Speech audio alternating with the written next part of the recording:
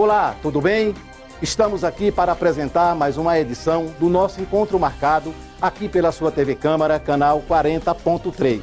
Hoje nós vamos falar com um dos profissionais mais requisitados das entidades, tanto públicas como privadas. Nós vamos falar com um especialista em contabilidade, especialmente contabilidade pública. Quer ficar sabendo tudo? Não saia daí.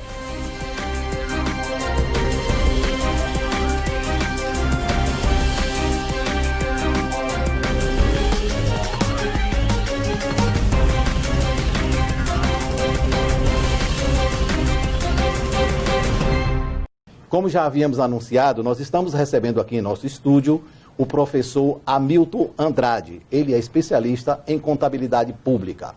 Hamilton, seja bem-vindo ao nosso programa. Muito obrigado pela sua presença aqui. E acho que a gente vai bater um papo que é muito interessante esse assunto, a nossa pauta de hoje. Olá, Modesto. Agradeço ao programa Encontro Marcado pelo convite. Um olá a todos que nos assistem aí pela TV Câmara, pelas mídias sociais. E vamos falar um pouco sobre gestão pública, sobre contabilidade pública. A gente sabe que o cérebro de uma entidade, tanto pública como privada, é o contador. É ele que orienta, é ele que dá as direções para que o gestor realmente siga um caminho correto. Qual a diferença entre contabilidade pública e privada?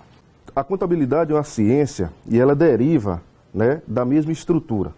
Então, enquanto ciência, tanto a contabilidade pública quanto a contabilidade privada seguem a mesma estrutura, os mesmos preceitos. O que diferencia é a finalidade da entidade. Por exemplo, uma empresa privada, ela visa o quê? Ela visa o resultado, ela visa o lucro.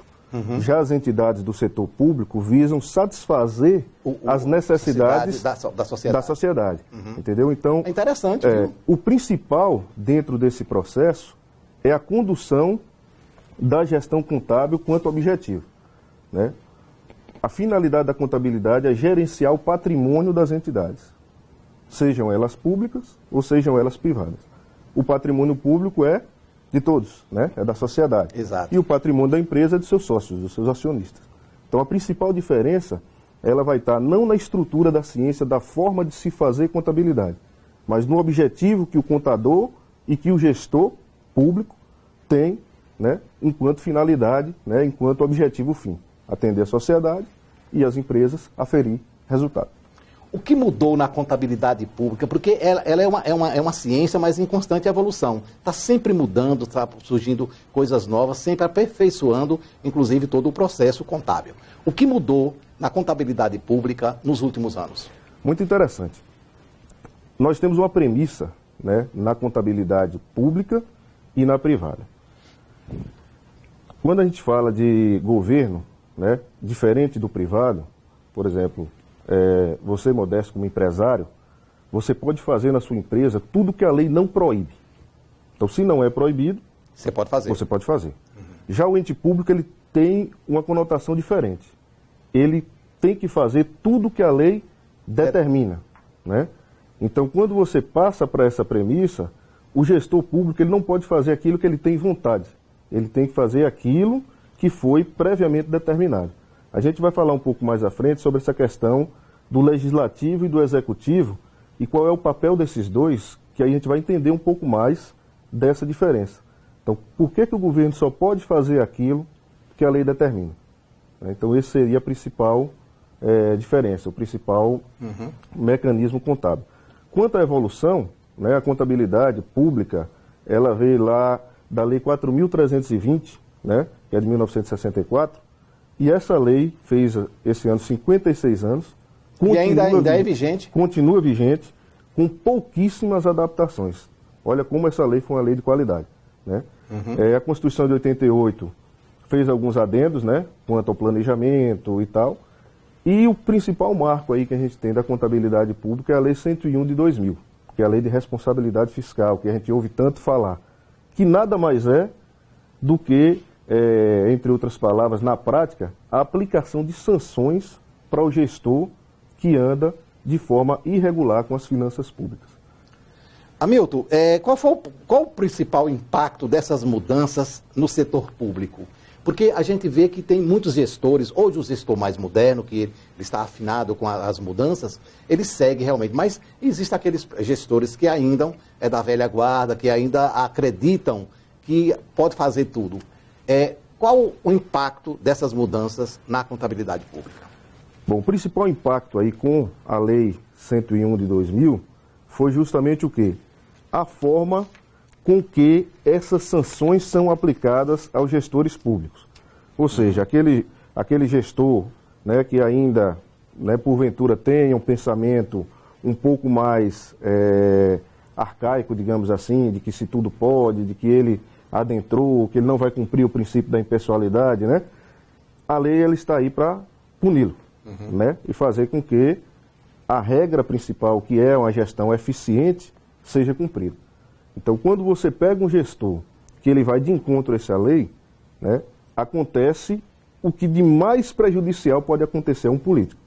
Ele fica inelegível. Então, se ele tiver contas rejeitadas, né, com essa nova lei da ficha limpa, ele pode ficar inelegível. Uma vez inelegível, ele abandona a política, né, e aí vai doer onde mais ele tem, né, que é a vontade de continuar sendo político. Então, isso aí a gente tem visto, né, no decorrer desses anos, muitos gestores sendo prejudicados, ficando inelegíveis.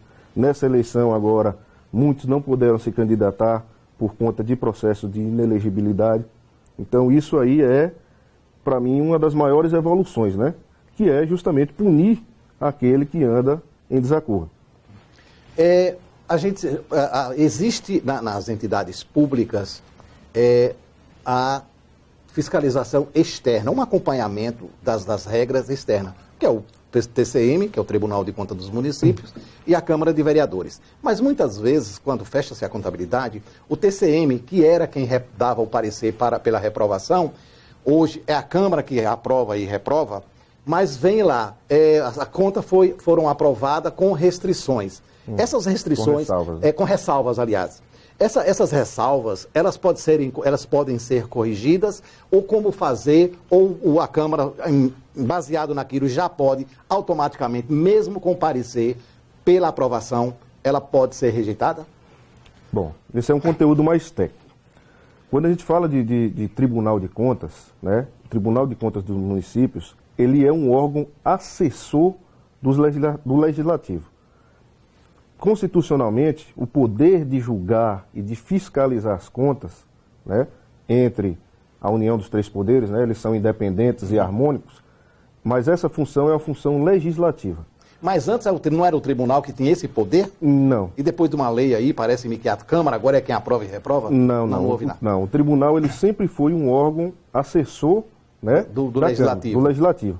Ele é um órgão técnico porque entende-se que o Legislativo ele não tem essa conotação técnica para analisar, né, demonstrativos contábeis, legislação e uma série de outras coisas que envolvem dentro de uma prestação de conta. Então, esse órgão técnico, ele emite ao final de cada exercício um parecer. Esse parecer, ele pode ser pela reprovação, aprovação com ressalvas ou aprovação na íntegra. Nós temos duas situações aí. Nós temos a ilegalidade, né, e a impropriedade. E temos ainda a irregularidade. Explica para mim, por favor. A ilegalidade é aquela que, de fato, né, como eu posso dizer assim, cria uma lesão ao patrimônio da entidade pública. Certo. Ou seja, é um desvio, né, escancarado, propriamente dito. Um roubo, digamos assim. Né? Nós temos a impropriedade, que pode ser um erro técnico, um erro contábil, uma falha... Que é corrigível. Que é corrigível e que mesmo se não for corrigível, é algo que não prejudica o erário. Né? É algo que não lesiona o erário. Certo. E temos também a irregularidade, né, que está entre uma e outra, que é um procedimento nem tão lesivo, mas também, de alguma forma, criou algum tipo de prejuízo para a entidade. Prejuízo esse não proveniente de um ato ilícito, mas proveniente de alguma situação, né, mas que ocasionou prejuízo. E aí vem o que a gente costuma falar, né, são as devoluções, as multas. O prefeito foi multado, né, o chefe da Câmara de Vereadores foi multado. Por quê? Porque aconteceu alguma ilegalidade ou irregularidade. A irregularidade, normalmente, É sanada. é sanada e gera aprovação com ressalva. Certo. A ilegalidade em si causa a reprovação. Estamos apresentando o programa Encontro Marcado. Nós estamos falando hoje com o professor Hamilton Andrade, especialista em contabilidade pública. Nós vamos ao nosso intervalo, voltamos daqui a pouquinho.